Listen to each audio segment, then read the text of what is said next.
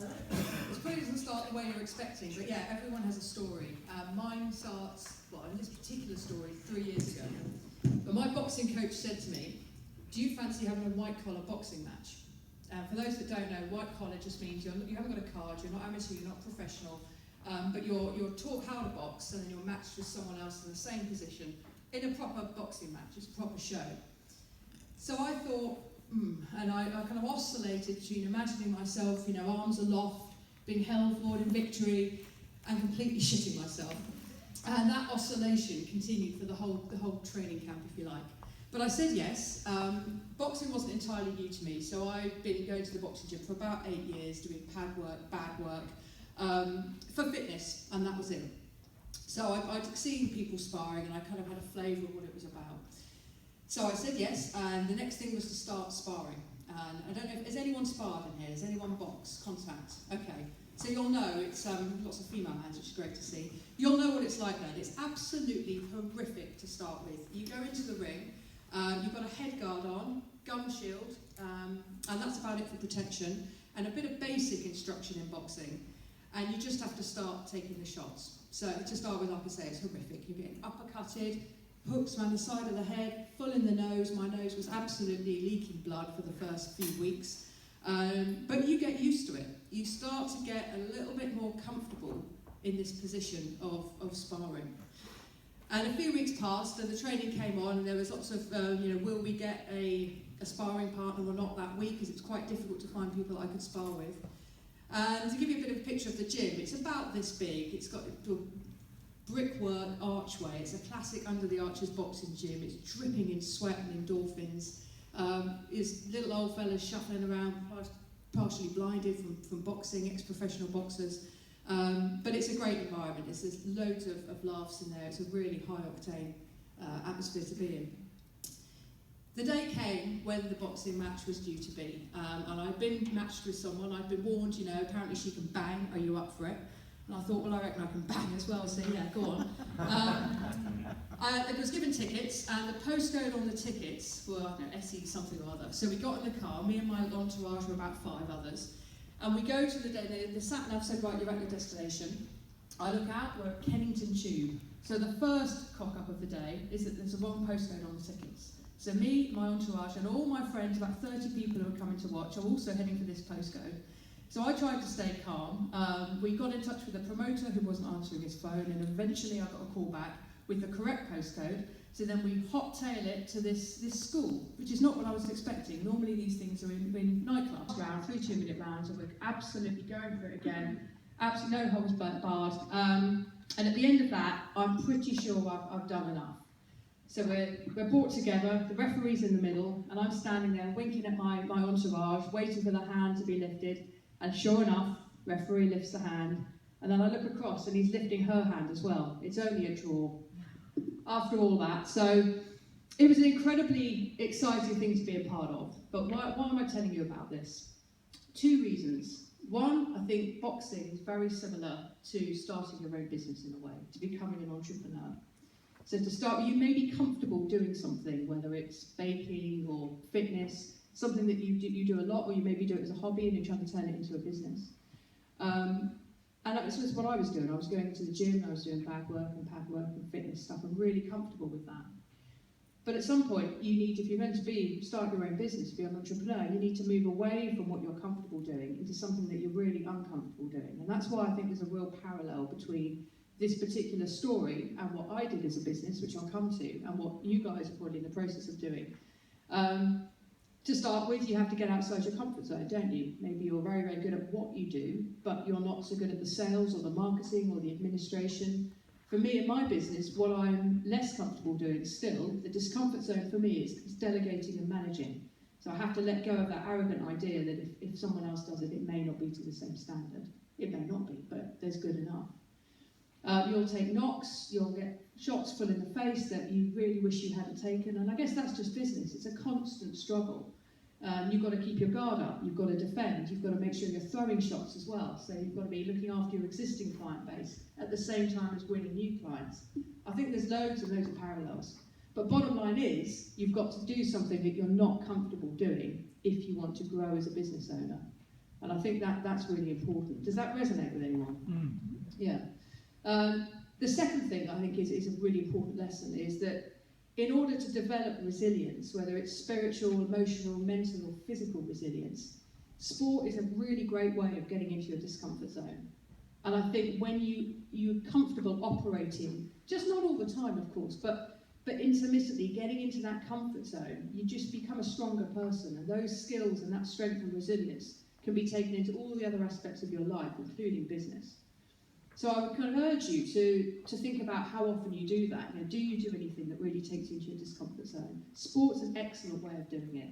Whether that's a 5K for you, or it's a marathon, or it's a boxing match, and every time I do this talk, there's very few people go, yeah, I might try that. But you know, find something that works for you. It might just be starting running, starting walking more, you know, if you're not very active. And that's not only important for resilience and strength, but also you're the engine of your business. As an entrepreneur, you are the hub, the buzzing engine of that business. And it's so important to keep yourself healthy. And I think that gets neglected a lot amongst entrepreneurs and business owners. If you aren't fully functioning to the best of your ability most of the time, you're going to ebb and flow. Then your business is in trouble. You're not going to have the resilience or the ability to make the rational decisions you need to make the hard decisions you need to make around people, for example, or business. So a combination of building that resilience and being comfortable, getting more and more, because the cliche goes, getting more and more comfortable being uncomfortable, and focusing on your own health as well, so that you are constantly able to meet the pressures that running your own business has. So that's kind of the relevance of that story, and I hope that's helpful for you. My personal story is I first, if you like, had my business idea when we were about 13, 14. So I grew up in Dorset, and near where I grew up, there's a quarry that we're not supposed to go into, but we gained entry via a number of different ways. And we used to take these bits of plywood that we'd attached straps to, so we called them sand surfers. And the best thing about this is it wasn't my idea, but we ended up making money from it because we built them first. I nicked it from a guy called John Foden, who I was at school with, and he created this concept. So it's a bit of plywood, it's shaped a bit like a snowboard or a skateboard, and they're all sort of different sizes, we have different designs. And we attached onto it some fabric, which is a bit like seatbelt fabric, but it didn't flex at all, so once you were in, you were in. Like a snowboard, basically, it doesn't come off. And we put some gorilla grip around it that you get on windsurfers, and you put your feet in that, and we'd surf down the sand quarries in this quarry. It was great fun. Illegal, but great fun. A lot of fun things are illegal, I guess. Are they, Andrew? Yes. I don't know. So that's what we did, and we created a business. We got a Portman building. Does the Portman still exist? The Portman Building Society account. I can still remember what the little account book looks like. And we sold these things, much to John's annoyance. So that was my first business. And then I grew up and I went to university where there was a lot of fun. And came out of there and made the worst mistake that anybody an entrepreneur can make, which is I went straight to work for someone else. And my career was 17 years long. I worked for various different market data companies and software companies. And I had a good time for the first 10 years, but then I moved into the city, which is a really high-octane, hedonistic environment. And it started to become a bit less fun for me. And you see, as I present to you now, is really me, but I used to have long hair, heels, tights, skirts, you can snicker if you want. It absolutely wasn't me. And I think that was one of the contributors to what happened to me in the end. But another was that I was just doing things that in an environment that really didn't match what I wanted to be. I was drinking a lot when I was in the city, anything between 1.5 bottles and 3 bottles of wine a night, would you believe?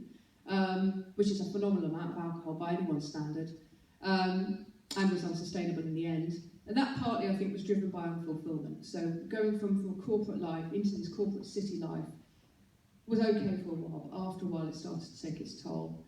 And it was in March 2012, and I still remember it very vividly. It was a Friday afternoon, a very grey, nondescript afternoon, and I'd come from a meeting in Monument. And I was on a performance review, which meant that if I didn't hit a certain number in my sales figures, we were going to have a conversation, basically, me and the sales director.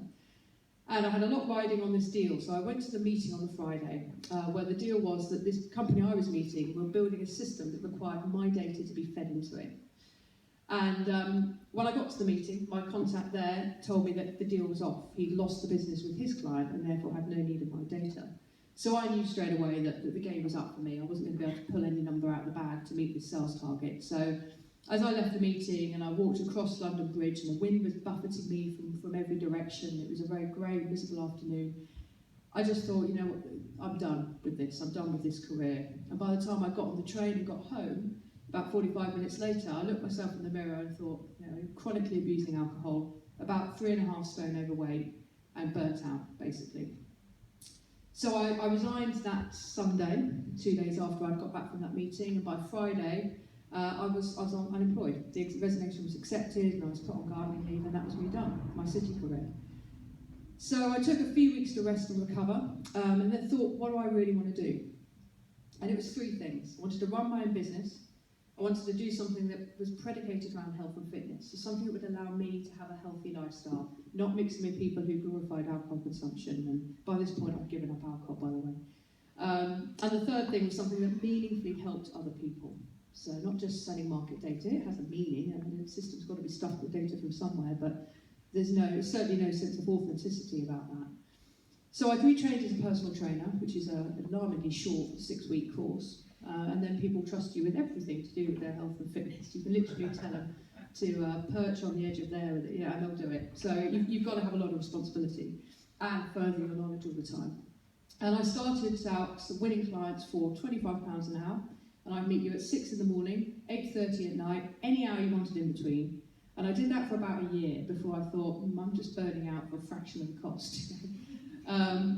So I got someone to join me, which is the next part of that journey, I guess. That didn't go so well, they weren't up to it, it lasted about 2 weeks. I got someone else. That lasted a bit longer, a few months, but again, you know, I hadn't done my due diligence around that person. They weren't right for the business, they weren't a good cultural fit, they weren't a good fit in any sense.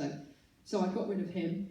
And then my partner, who was also working in the city, was doing that sort of slow walk out every Monday morning. Oh, you won't let me resign. And I don't think I've ever said that, but whatever. And eventually, so she did resign and became a personal trainer. So now there's 2 of us, and there's 2 that, you know, I can absolutely rely on her and her on me. The next step was that we had a couple of other people sort of doing bits and pieces for us, but we were still essentially selling time for money. So it's maybe £35 or £40 an hour now, but very time for money. And we weren't going to be able to scale that. We were having to work a lot of hours, and because people paid us on a monthly standing order, if we went on holiday, then we just had a load of catch-up sessions to do. So you become a bit of a slave to that model. So we thought, this isn't working. And we carried on kind of in that vein, but just trying to bump the price up and solve the problem that way, or try and solve the problem that way. It wasn't, of course, it just meant we were in the same predicament for a little bit more money.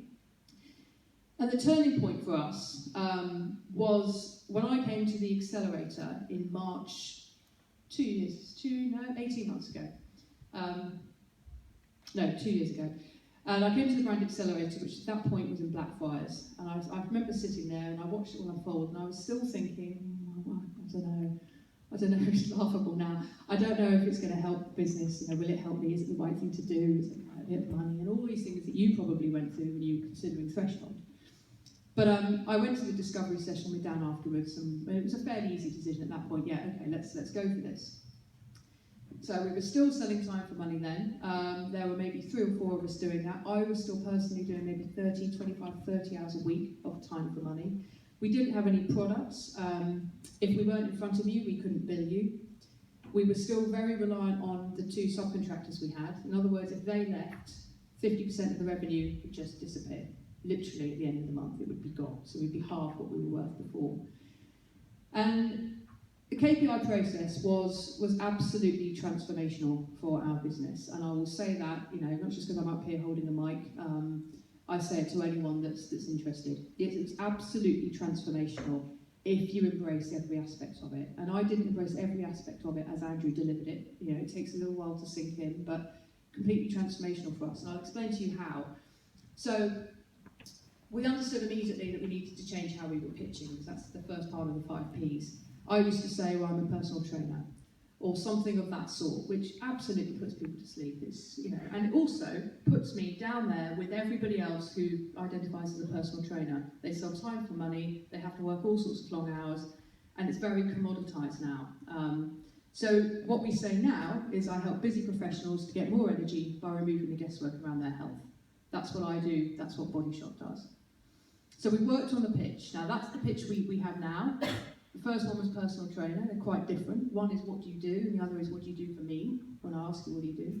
In other words, what do I do for a client? Well, I hope you get more energy, and how I remove the guesswork around your health. But we had all these different pitches in between, all sorts of different permutations of that.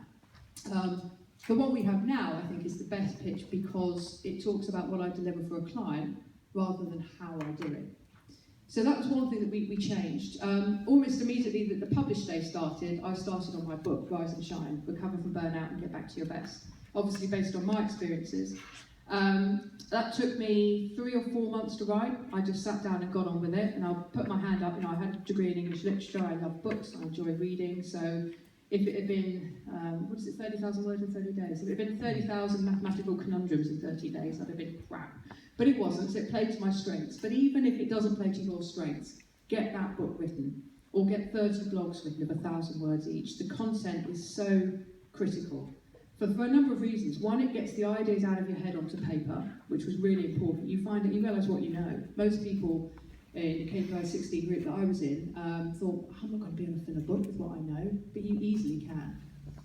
The second thing is it gets something out there for other people to be consuming. So people may or may not be reading or reading my book as I speak. It's possible. They may be going on Amazon looking for it. But it's out there, and when they do a Google search, they'll find all sorts of different things about me, including the 2 books I've written. And it's a supercharged business card is the other thing. So if I want to get a meeting with someone, I will send them a copy of the book and request a meeting. Or I'll request a meeting, so I'd love to send you a copy of my book. Occasionally, if there's someone I really want to work with, that the time's not right for them, I'll send them a copy of the book. So it's something to leave them with. They can read about it and simulate my ideas and philosophies. Very, very powerful. And creating blogs all the time as well is the other thing we do. We've now got a resources section on our website full of about 18 months worth of weekly blogs. We're very diligent about making sure they come out Wednesday 8 AM every week, even when we're away, we front load them. And that also is very useful because it's a resource that you can point people to. So if somebody comes into the website, they inquire about sleep, then I can write back, or one of my team writes back and points them towards some of the blog posts that relate to sleep. So it's a great resource just to point people to as well. Products was massive for us. So I don't know, how many of you have got a time for money business? Okay, so productizing what we did was essential to us for getting away from that. So we created, or we worked with, and this links to partnerships as well actually, the how of what we do, so how do we remove the guesswork? We've got wearable tech, which is this thing here. So we created a partnership with a Finnish company called Ura, who make this ring that monitors sleep and activity and gives you a readiness score. That was a great partnership for us. Now we've got a product. It's not ours, but we've got something to create, to put in a product mix, if you like. We work with a company who make DNA tests for health and fitness. So we take that DNA test, white labelled, and that's part of our product as well. And we also have a partnership with a blood testing company, very simple, finger prick, you can do it at home, that looks at 4 key markers like vitamin D and cholesterol and so on. And we created a product out of that. So we have the Bodyshot Performance product, which is just the DNA test and a consultation with one of us to interpret the results. The Bodyshot, that's the light version. The Plus version is the DNA test and the blood tests and a consultation. And the Pro version is the DNA test, the blood test, the ring, and a consultation. And they're our 3 products. So now we've got something to offer people that we can't see face to face, which was a major problem for us before. Great product for prospects as well. So if somebody is not quite sure whether they want to do anything with us or not, we have another product called the Bodyshot Performance Inspire, and that's those 3 products I told you about, plus 3 coaching sessions. So if you're not quite sure if you want to spend a significant amount of money with us on the coaching packages, then that's there. And then our core products are what we call the Brain Body Reboot 6 and Brain Body Reboot 12. So the 6 is a 6-week coaching package built around those 3 products, and the 12 is a 12-week coaching package, again, built on those 3 products. So there is an element of time for money still, because if we're coaching, we obviously need to be present and you're buying a portion of our time, but not really, because everything we do now is based on the outcome, the client's desired outcome. So we go through a number of online questionnaires at the start of the process to find out what people want to achieve. We've trademarked a concept called 6 signals. So they are the 6 key areas that we believe are strong indicators of someone's health. And they are sleep, mental health, body composition, energy, digestion, and fitness. And usually our target clients will have 2 or 3 flags going up in those areas. So they may sleep very poorly. As a result, they have no energy and their digestion suffers as well. Normally 2 or 3 things going on. And our typical client, we've got super clear on that as well. Before, I would say, we work with people who want to improve their fitness. I mean, that couldn't be more random. Everyone wants to improve their fitness, but only a fraction of those people actually want to do something about it. So now we work with 40 to 65-year-olds, typically in that age range. They are a busy professional. They're in a fairly senior role, but the convergent pressures of family life and their work and their career have come together to just squeeze out the time they've got to spend on their own health and fitness. So they found that that's gone on the slide. Some flags have gone up in those 6 signal areas, and they need someone to help. They understand that successful people invest, so they're happy to work with someone to help them out. And that's the type of client we're looking for, male or female. Usually we find them in banking, finance, the audit and accountancy sector, but not exclusively. So to come back to the outcome-based selling, which I think is a really, really crucial point for getting away from the time versus money thing. We do have coaching sessions built into our packages, but they aren't time limited. So I might coach you and we're on the phone for 20 minutes or on Skype for 20 minutes. It's the other thing, it's not face-to-face. And we hit gold and you think, brilliant, that's the insight I was looking for, the call's over. Or we might be talking for 90 minutes and you get that insight and then the call's over. So it gets away from the, well, I've bought an hour and it's 25 past and I know I've got gold, but what are we doing for the other 33 minutes? It's all about the outcome. The outcome of this call is this, so we're done. So creating products that are built around something that isn't time is absolutely vital. And also not making it about time, even if there is an element of your personal time in there, I think is really important. And link it all back to the outcome that the client is after. So when we sell our 12-week packages, for instance, it isn't 12 weeks, it's more sleep. You can measure that in a number of ways. It's improved energy levels, and we want those digestive issues you've got, like acid reflux, gone. So that's the 12-week commitment, or the 12-session commitment between the client and I. And on that basis, they kind of don't mind, if they speak to you every 2 weeks, or maybe it's just a phone call. I had a client out in Australia phone me up on 3 minutes, 20 minutes later we were done. There was no, where's the rest of the 40 coming from, or, but I kind of expected to see you. So that's where we've got to. We've also created workshops. We're going into corporates and talking to them about the 6 signals and how they can help their top performers and their sales executives to beat burnout. We don't always present it that way because some companies will say we don't have that here. So we'll talk about how they can get more sleep, less stress and better health. Because corporate well-being is the area that's going to help a company differentiate now. It's going to be less, I think, about titles, cars, corner offices and money, and much more about, well, how well do you look after me? What sort of flexibility do I have around my working hours and my working patterns? So we're trying to tap into that. And this morning I had a great idea that there's a lot of other people, they do the same thing as us, but we're not the only people saying we help with corporate well-being. Going into schools, teachers have got problems with burnout and with their well-being. And I have quite a lot of friends who are school teachers, so just this morning I thought, well, let's go there, because I don't think anyone's talking to them. And they do have a budget for well-being. So that's our next step. And it's that creativity. It's a bit like being back in the ring and you're bobbing and weaving and having to think, well, I need to get away from that shot, when am I going to throw the next one? It's a bit like that in business as well, I think. You're bobbing and weaving and ducking and moving away from, from the pressures that are coming at you, all the while thinking about when you're going to get your next shot in and where are you going to go next, where you're going to pitch next. The last thing, how am I doing for time? Real quick. The last thing I'll leave you with then, having said all of that, you know what it's like when you're starting to run a business. It's a lot of stress, a lot of strain. I've just realised recently what a successful life is, and I don't think it's anything to do with wealth, with cars or money, or anything like that. It's the richness of your relationships. That's what defines a successful life. Somebody who has lots of friends, or a few friends. You may not want lots of friends, but they're good, deep, rich connections.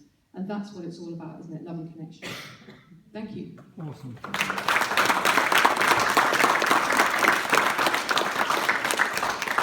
I know we've got some questions in the room, surely. Yes. How did you manage that transition from when you were going from time to money to product?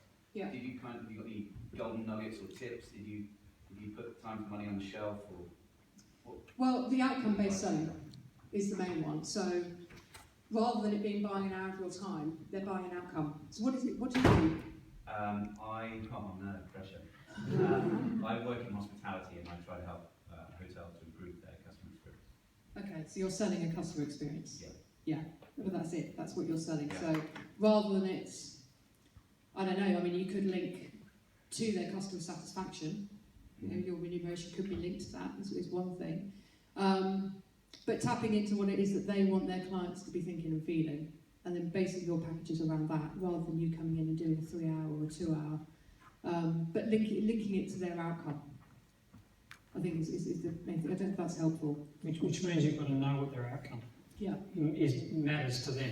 Yeah, I was thinking more about physically, how did you drop time for money and say, right, we need to focus on building the products, or did you kind of balance and you were still doing a bit of time for money? Yeah. The time for money is still the most lucrative part of the business, without a doubt. So we are still, in part, a services business. But to have something else to offer aside from that, so there's a different revenue stream. That's where we created the products, you know, the ring, the bloods, and the DNA test. But that's also, if somebody just wants those products, invariably they'll come back and they'll want some consultation around, you know, the results and how they meaningfully use that. So in a way, we do time is still part of our packages, but it isn't a fixed amount, and it isn't reliant on us being in front of someone. It's flexible. So I'm going away for 3.5 weeks in a couple of weeks' time, and I can still look after my key clients over Skype. So I guess that's one of the differences as well. It doesn't rely on me coming here and being in front of someone. I can do it from anywhere. But building up the product side of it as well means that the revenue stream isn't just reliant on me being able-bodied and mentally well to come and deliver that. And then the next key thing, of course, is getting other people to do that. So there's a few of you doing it. Training them up really well. I mean, that's something we're still working on, training everyone else to do what I'm able to do. So at the moment, if I'm honest, we're a team of 4. The level of coaching that I'm delivering, the others can't yet. So I'm having to, as well as the other things, is make sure that I'm training them. The way I've chosen to do that is I'm recording an online course, a bit like you get on Udemy, that'll hang maybe on Udemy or on our website. And I'm talking there about the 6 signals and how we help people, how you can get value from understanding how you can improve your sleep. So I'll do a bit about the problem is we're sleeping less than ever, blah, blah, blah. Here's how you can resolve that, and here's 3 tips. And it'll be a product for prospects again, but by writing that out, the script of that, it's also a training manual for my people. Then I've got and I'm going to record it on the 2nd of July, so then I've got that to put on the website as a product for prospects as well. And to my point about writing the book, by downloading everything I know about sleep, mental health, digestion, fitness, I'm also reminding myself of what I know, or having to go off and get research papers to back up what I'm talking about. So that's also been something that's going to be a real benefit, I think. So getting other people to do what you can do as well, so that you could take a step aside and the business, you could go off for 3 weeks like that and the business would still run itself. Well, sorry, I hate that expression. You would still have people delivering and earning revenue. It wouldn't be running itself. Still want, sorry, I'm taking on that. Sorry. Do you have any People questions? still want you. Sometimes, but you have to make sure that you boost up the value of the other people around you, Or or hike your price up, so that they'll either pay it and you won't mind, or they'll think, okay, I'll have that one then because they're not so expensive. thank you. So we've 2 questions over here. Yeah, thanks, Al. Really good speech. Thank you. I've got a fitness course from Udemy, so quite similar there. Yeah. What was your approach from going from, okay, it's £25 an hour, £40 an hour, to it's an ultra high fee for a package? What was your marketing approach? Would you just reach out to people and say, look, I'd love to work with you, or how have you gone about? Yeah, that's a good question. So we started at £25 an hour. Now our performance inspired package is £1,749. Our top package is £3,699. We have got a 10k package, but we've taken it back and we're reworking it. So how do we go about that? Well, firstly, I crept up the cost of my per hour pricing as it was then, incrementally. So I didn't go from 25 to 250. I went from 25 to 35 to 45 to 65 to 125 to 250. That's the increments we did it in. Yeah. How we market is a lot of networking. The books do bring in business. SEO, we don't really pay for it, but did natural organic SEO is pretty good.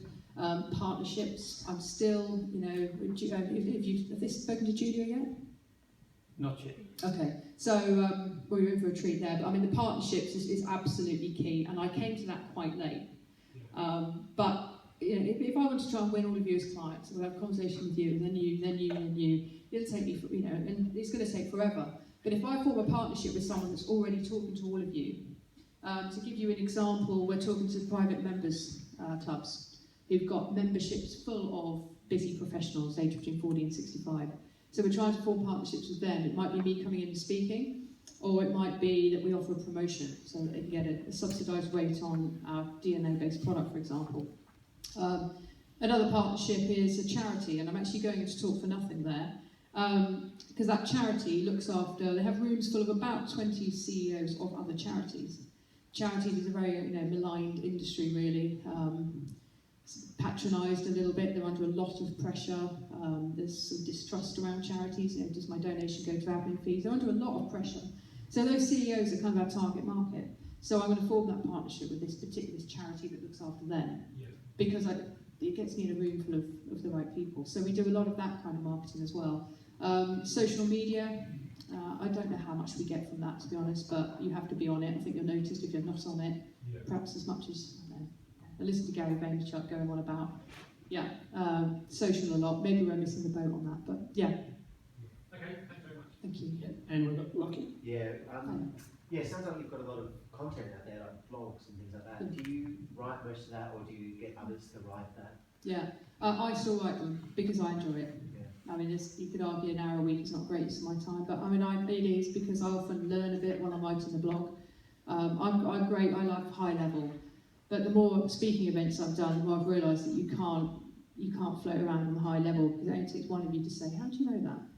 Have you got a degree in medicine for you to be caught a cropper? So now it was TEDx actually, my TEDx talk that taught me that.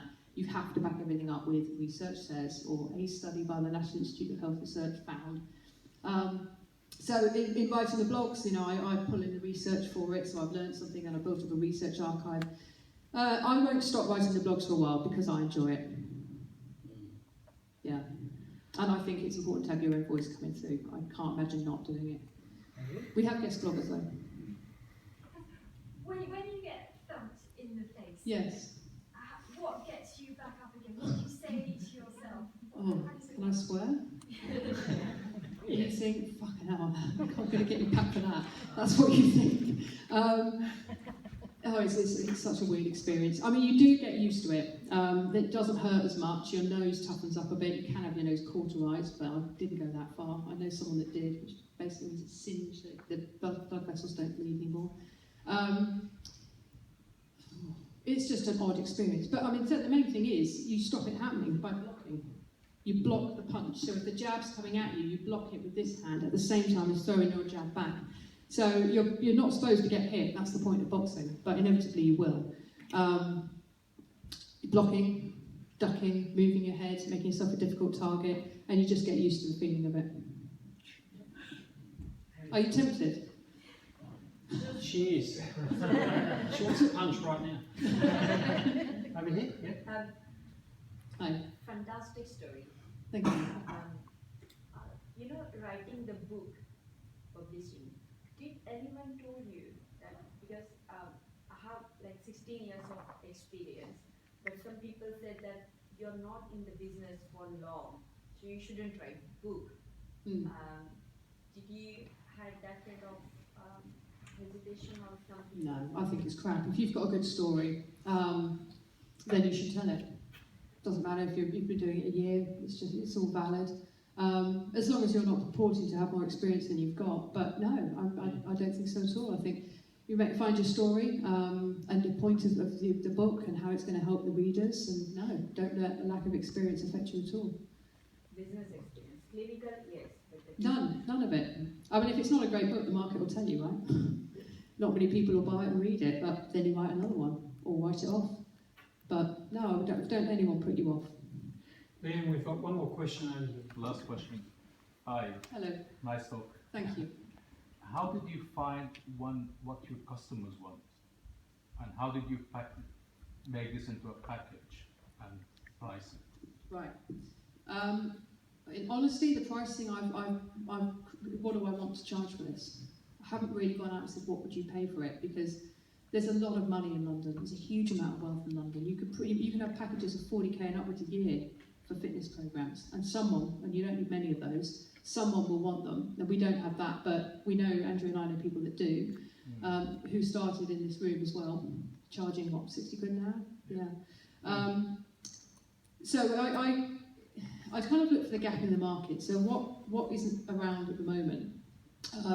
And a lot of companies are doing fitness, but if you're promoting fitness, you tend to get commoditised, I found, into the personal training route, the per hour pricing, the blocks of 10 pricing, the why is it so expensive, I don't care about VAT, you know, that kind of, you get boxed into that. So we don't talk about personal training anymore as part of the packages, and it's not part of the new packages. I try to think, well, what's innovative, what's not really out there, and what's happening when people do engage with someone on a health journey. So we have to make a lot of guesswork.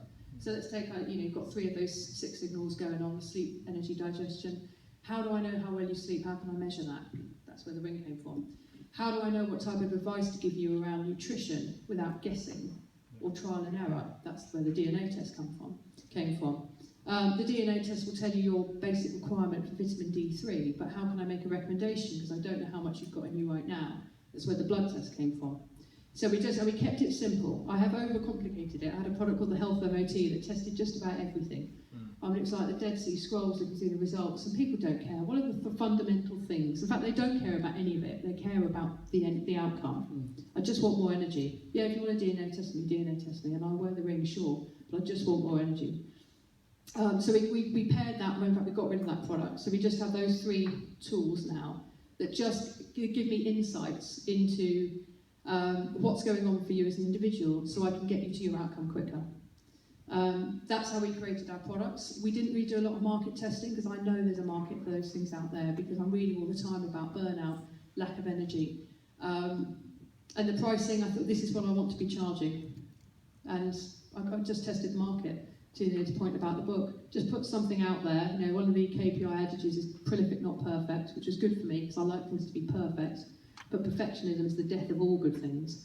So forget that. Just get something out there. The market will tell you if it's the right pricing or not. And who analyzed the test? For example, you check someone's vitamin D. Yeah. And they are deficient. What do you do about it? Do you just ask them Supplement. to go just buy supplement, or yeah, because sometimes or get in the sun, but that's not always an option. Yeah, because sometimes they need like special medication, otherwise they can add up with this. So if there's anything, you know, let's say they're pre-diabetic or they have chronic anxiety, we would work with we've got a network of specialists that we would outsource to. So if you're otherwise well, apart from having no sleep, lacking energy and poor digestion, but you know what I mean, if there's something medically wrong with you, or your mental health is in a state of fragility where I think we need to help, so I sometimes refer out to a psychotherapist, not that often, but sometimes, then we'll do that. What I would love you guys to do is, what's the website? It's Bodyshot, as in body, BODYSHOT, bodyshotperformance.com. Bodyshotperformance.com. On the homepage, sorry Andrew, on the homepage there's a test called What's Your Health IQ? It's a free little diagnostic tool, asks you about 20 questions related to those 6 signals. Feel free to take that test and then we'll give you a 30-minute consultation on your health, no obligation. So take advantage of that if you'd like to. And the second thing is, go and look at how it's done well. That's the reason why I go look there. Do the test. But I'm also going to encourage you to buy the books, because the books are brilliant. Okay, so you've got Remove the Guesswork and Rise and Shine. Yeah, yeah. And the thing that blew me away is you're so candid about what's happening around your own health, your own story, and that makes it really compelling reading. It's a really good read. And you make an incredible point. Business owners, if you've started up, you know, your health is your #1 asset. Yeah. Okay, if you're knocking on an empty tank, you're in real trouble. Can you please give a real warm appreciation? I think we should do the whole rest of the day with you, because it's just fascinating hearing your story. It really is. Thank you so much for your time. Thank you.